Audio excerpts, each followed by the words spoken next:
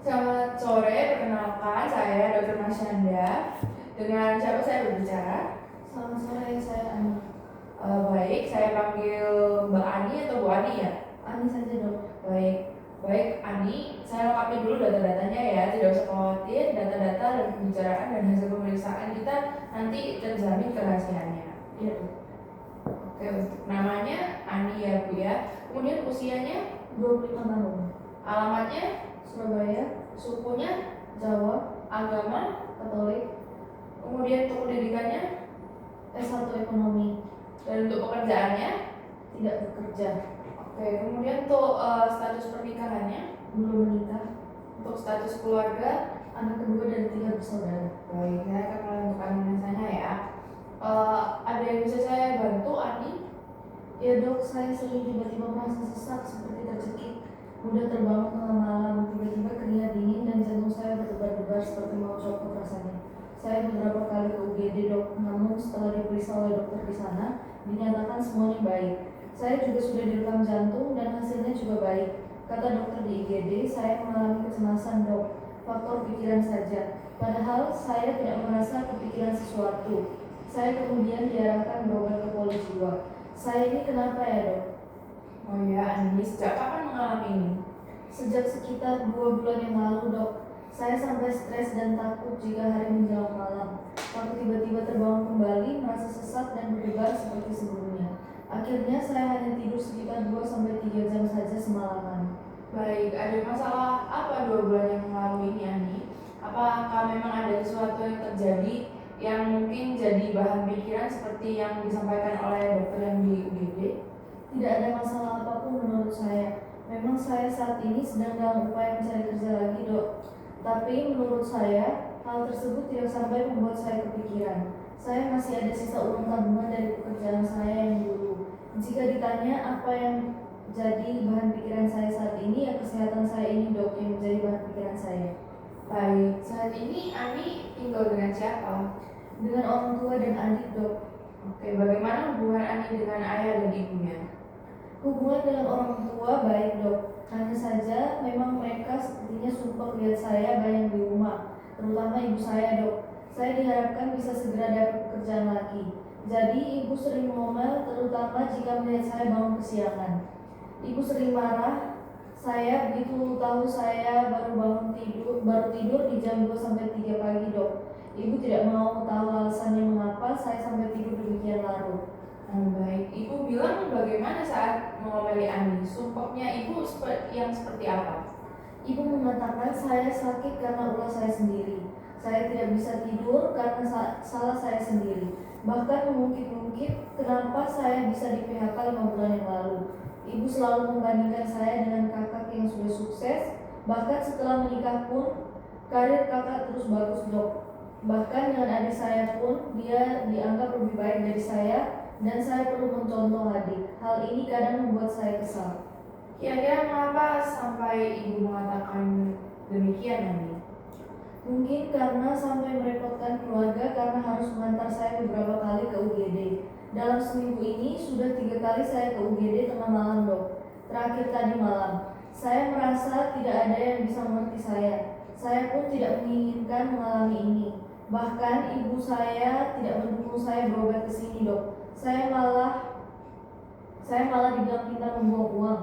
Yang bisa menyembuhkan diri saya adalah saya sendiri. Ya kalau saya bisa menyembuhkan diri saya sendiri, saya tidak akan kesini dok. Dan saya tidak berpura-pura dengan apa yang saya rasakan. Baik, saya turut empati mendengarnya, Ani. Kalau sikap ayah bagaimana? Ayah biasa saja dok, tidak banyak bicara. Ibu yang cenderung dominan di rumah. Kadang saya kasihan dengan ayah, sepertinya ayah juga tertekan karena ibu sering marah-marah ke ayah. Baik, kalau hubungan dengan adik bagaimana? Biasa saja dok, kita tidak terlalu dekat. Dia termasuk orang yang mandiri sih dok. Saya tidak pernah mencampuri urusannya, dan dia juga jarang berkomunikasi dengan saya, walau kamar kita bersebelahan. Dia juga sibuk dengan pacarnya. Saya terus terang kurang suka dengan pacarnya dok, kurang tahu sopan santun. Ani sendiri sudah punya pacar atau dulu pernah pacaran? Saat ini tidak punya pacar dok. Dulu pernah pacaran. Kita putus sekitar hari-hari sebelum saya di PHK. Karena dia satu tempat kerja dengan saya dok. Hal ini yang akhirnya membuat Ibu sudah melarang saya berpacaran dengannya, namun tidak saya hiraukan. Kita tetap jalan bersama. Memang kita beda keyakinan, Dok, dan mantan pacar saya itu sebenarnya supervisor saya. Baik, sudah berapa lama bersama dengan dia, Ani? Dan sudah sampai seberapa dekat hubungan kalian? Sudah kenal sekitar 2 tahun, Dok, tapi baru benar-benar jadian sekitar 6 bulan sebelum kita putus. Ya, Dok, kita sudah cukup dekat, bahkan pernah berhubungan intim. Ada rasa kekecewaan yang berat saat putus? Iya sih, Dok, terutama di awal-awal putus, apalagi saya sudah menyerahkan keperawanan saya kepadanya. Kita sempat mencoba jadian lagi, namun sikon tidak mendukung. Sempat saya kepikiran, akankah masih ada yang mau menerima saya karena saya sudah tidak perawan. Saya merasa bersalah pada diri saya sendiri, kenapa sampai mau melakukan hal itu padahal kami belum menikah. Tapi hal itu sudah berlalu, saya berusaha untuk melupakannya dan move on. Baik, waktu itu apa penyebabnya sampai putus dan apakah memang sampai berdampak pada pekerjaan Ani? Dia lebih memilih mendengarkan orang tuanya, Dok. Berdampak langsung sebenarnya tidak. Perusahaan memang agak goyah sejak awal pandemi ini. Akhirnya ada beberapa karyawan yang di PHK. Awalnya work from home, Dok. Lalu akhirnya benar-benar dirumahkan dan di PHK. Selain itu tidak ada masalah yang tahu kalau selain itu tidak ada yang tahu kalau saya dan supervisor saya berpacaran. Jadi menurut saya itu bukan masalah. Namun beda dengan pemikiran ibu saya. Ibu saya beranggapan kalau saya di PHK karena saya ketahuan berpacaran dengan supervisor saya. Baik, selain ada gangguan tidur, apa ada hal lain yang dirasakan selain yang sudah disampaikan tadi? Bagaimana nafsu makannya? Ada, Dok, saya jadi mudah lupa. Ibu sering mengatakan saya lemot. Kalau diajak bicara sering lupa, Dok. Kurang konsentrasi atau bisa fokus mengerjakan sesuatu. Setiap saya sedang membaca artikel, lowongan kerja, dan sebagainya, sering tidak tuntas karena sebentar saja saya lupa dan mudah lelah. Akhirnya berhenti membaca. Untuk nafsu makan biasa saja. Saya memang tidak banyak makan, tapi akhir-akhir ini lebih berkurang sih memang porsi makannya. Saya sering browsing kalau banyak makanan yang bisa menimbulkan jantung berdebar-debar. Saya jadi takut makan sembarangan. Baik, bagaimana dengan hobi atau kebiasaan yang menyenangkan? Apakah memiliki hobi Ani masih dilakukan hobinya sampai sekarang? Saya hobinya jalan-jalan, Dok. Ini juga membuat saya stres mungkin. Selama pandemi ini saya jadi tidak bisa kemana-mana. Saya ini sakit apa ya, Dok? Saya kepikiran tentang kondisi kesehatan saya. Masa karena stres pikiran bisa jadi sampai menimbulkan hal-hal seperti ini yang saya rasakan? Baik, jika memang secara fisik sudah diperiksa dan dinyatakan baik hasilnya, berarti kemungkinan berkaitan dengan faktor psikis Ani. Betul, dari pikiran bisa menimbulkan keluhan seperti yang dirasakan Ani. Ani sebelumnya apakah memang sudah cemas? Bagaimana responnya jika berhadapan dengan sesuatu yang membuat tidak nyaman? Ya sih, Dok, saya memang pencemas. Orang-orang di sekitar saya sering tidak bisa mengimbangi ritme kerja saya. Mereka rasanya terlalu santai. Saya orangnya suka mengerjakan sesuatu dan cepat, Dok. Semakin menunda pekerjaan, semakin tidak tenang saya. Kepala saya sering pusing dan perut saya memual jika saya sedang stres. Bahkan sering kesemutan saya, Dok. Saya sering mengimbangi rasa stres saya dengan mendengarkan musik. Kepala sering pusing dan mual jika sedang stres sudah dialami sejak kapan Ani bersamaan dengan 2 bulan ini atau sebelumnya? Kalau itu sudah lama, Dok, sekitar 7 tahunan sejak saya kelas 3 SMA. Baik, selain dengan mendengarkan musik, apalagi yang dilakukan untuk mengatasinya? Paling saya keluar jalan-jalan, namun itu pun sesudah saya menyelesaikan urusan saya. Saya tidak mungkin bisa tenang jika pekerjaan saya belum selesai. Bahkan sampai tidak tidur untuk menyelesaikan kerjaan saya pun sering, Dok. Saya dulu sering bawa pulang kerjaan di rumah, tapi tidak ada yang tahu, tidak ada rewardnya. Baik, pernahkah ada pikiran sumpah karena urusan yang begitu banyak yang belum selesai sampai muncul rasa putus asa?